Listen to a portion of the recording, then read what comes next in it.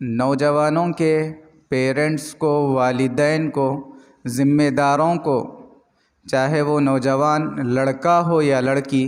حکم دیا جا رہا ہے وَأَنكِحُوا الْأَيَامَ مِنكُم مِّنَ الصَّالِحِينَ مِنْ عِبَادِكُمْ وَإِمَائِكُمْ۔ اللہ تعالیٰ حکم یہ کر رہے ہیں سرپرستوں سے کہ جب بھی تمہاری اولاد میچور ہو جائے، بالغ ہو جائے، ان کے لیے فوری نکاح کا انتظام کر دو، نکاح کرنے میں تاخیر مت کرو۔ جو اسلام انسان کی فطرت کے مطابق ایک فطری مذہب ہے جس نے انسان کے تمام تقاضوں کو، حاجتوں کو اور انسانیت کی فیلنگ کو سامنے رکھ کر دین اسلام نے پورے مکمل طور و طریقے کے ساتھ انسان کی فطری تقاضوں کو پورا کیا ہے۔ انسان کی فطری تقاضوں میں سے ایک اہم بات نکاح ہے۔ اللہ تعالیٰ ارشاد اس لیے فرما رہے ہیں کہ جلد از جلد نکاح کرنے کا، کہ اگر نکاح فطری تقاضوں میں سے سب سے اہم مقصد رہنے کی وجہ سے اگر انسان اس میں کوتاہی کرے گا تو جوان، نوجوان لڑکا ہو یا لڑکی، گناہ میں ملوث ہونے کا قوی اندیشہ ہے، یعنی بہت بڑا اندیشہ ہے یہ کہ اگر ہم ان کا وقت پر نکاح نہ کرائیں تو وہ کسی گناہ میں، بہت بڑے گناہ میں ملوث ہو سکتے ہیں۔ اسی وجہ سے اللہ کے نبی صلی اللہ علیہ وسلم نے ارشاد فرمایا اذا تزوج العبد، کہ جب بندہ نکاح کرتا ہے کہ اس کا آدھا ایمان مکمل ہو چکا ہوتا ہے، یعنی اسلام کو ماننے والوں کے لیے، ایمان والوں کے لیے اللہ رب العزت والجلال کی کتاب یعنی قرآن مجید اور حضور اکرم صلی اللہ علیہ وسلم کے طور و طریقہ یعنی سنت پر عمل کرنا ضروری ہے۔ یہ دو چیزوں کو اگر ہم جمع کر کر اپنی زندگی میں جو اللہ تعالیٰ قرآن کے ذریعے سے ایمان والوں کو، مسلمانوں کو، انسانیت کو جو حکم دے رہے ہیں اس کو اپنی زندگی میں پڑھ کر، قرآن کو سمجھ کر یا علماء سے رابطہ کر کے اس کو سن کر ہم اپنی زندگیوں میں پریکٹیکلی عمل کرنا شروع کریں گے تو اللہ رب العزت والجلال انسانوں کو یہ دے رہے ہیں کہ یہ تم اگر پورے کا پورا طریقہ نبی کی باتوں کو فالو کرتے ہوئے اور قرآن کو سامنے رکھ کر تم اگر اپنی زندگی گزاریں گے تو تمہارے لیے دنیا میں بھی چین و سکون ہے اور آخرت تمہارے لیے ہی بنائی گئی ہے۔ لیکن جو انسان خدا تعالیٰ کی نافرمانی کرتا ہے، اس کے حکم، نافرمانی کا مطلب یہ ہے کہ اللہ رب العزت والجلال جن کاموں کے کرنے کا ہم کو حکم دیے ہیں ہم اس کو نہ کریں، اور اللہ تعالیٰ نے جن کاموں کے نہ کرنے کا حکم دیا ہے یا جن کاموں سے رکنے کا ہم کو حکم دیا ہے ہم اس سے نہ بچے، یہ اللہ تعالیٰ کی نافرمانی ہے، اسی کو گناہ کہتے ہیں۔ اسی وجہ سے اللہ تعالیٰ نے قرآن کریم میں ارشاد فرمایا میں نے ما خلقت الجن والانس الا لیعبدون، میں نے انس و جن کو یعنی انسانوں کو اور جنات کو محض اپنی تابعداری، اپنی فرما برداری، اپنی جو بات میں نے قرآن کے ذریعے سے نازل فرمائی ہے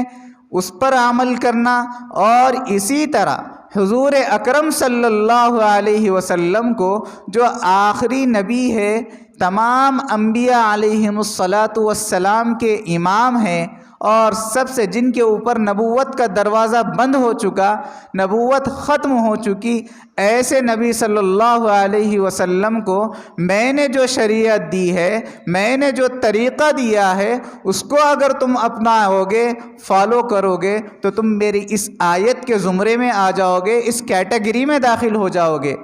جس کے بارے میں نے پوری کائنات کو مخاطب کر کے آج سے 1400 سال پہلے ارشاد فرمایا تھا ما خلقت الجن والانس الا لیعبدون، کہ میں نے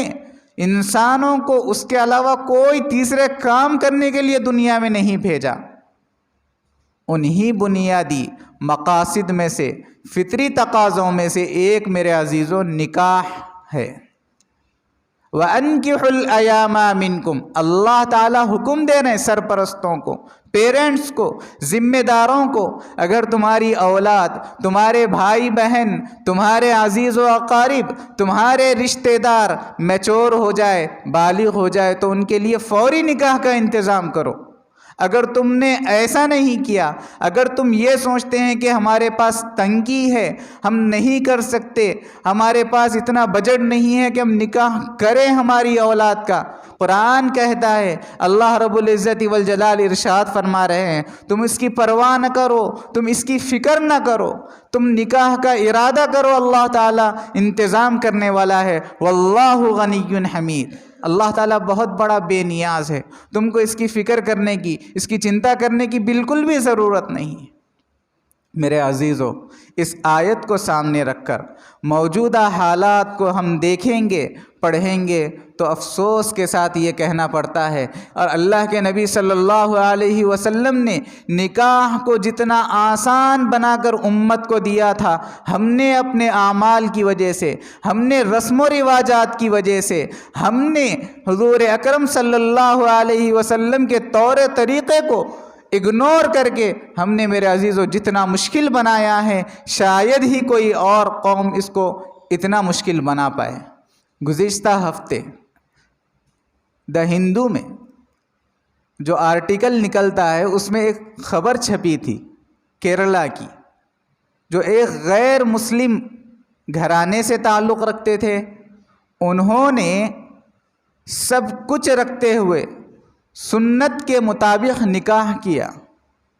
اگرچہ کہ اگر دنیاوی اعتبار سے اور آخرت کے اعتبار سے دیکھا جائے، جو ایمان والے نہیں ہوتے، جن کا اسلام، مذہب اسلام سے اور ایمان سے کوئی تعلق نہ ہو، چاہے وہ کتنا ہی خیر خواہی کیوں نہ کرے، اللہ اس کو دنیا میں ہی بدلہ دیں گا، آخرت میں ان کے لیے کوئی جگہ نہیں۔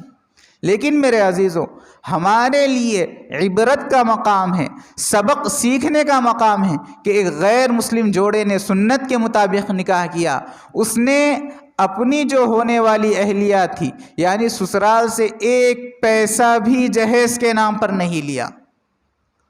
اور اس شرط پہ اس نے نکاح کیا کہ دلہن نکاح کے لیے جب ہم نکاح، وہ اپنے مذہب کے مطابق ہی صحیح انہوں نے نکاح کیا تھا، لیکن جس وقت دلہن نکاح کے لیے گھر سے اپنے نکلے گی تو جسم پر جو لباس ہوگا، پیر میں اس کی جو چپل ہوگی، وہ سب میری طرف سے ہوگی۔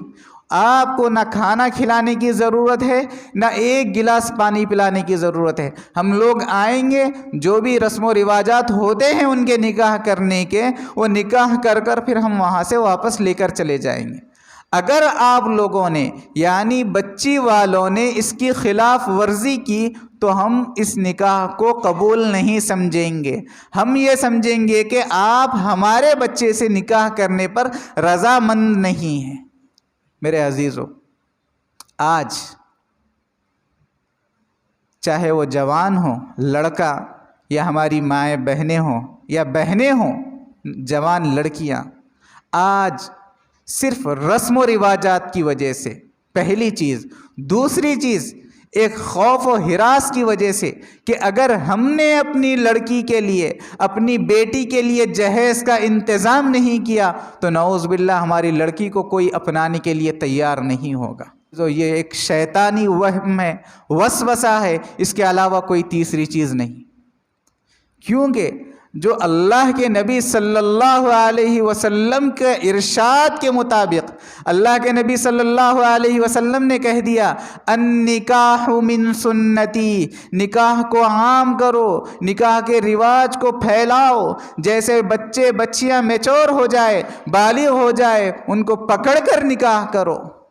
سرپرستوں کی ذمہ داری ہے، جو ذمہ دار ہے، اگر بچہ اولاد میں سے چاہے لڑکا ہو یا لڑکی غلطی سے بھی گناہ میں ملوث ہو جائیں گے تو خدا کی قسم اس کی وبال، اس کا وبال اور اس کا گناہ جتنا گناہ کرنے والے پر ہوگا اتنا ہی ان کے پیرنٹس پر اور ان کے والدین پر ہوگا۔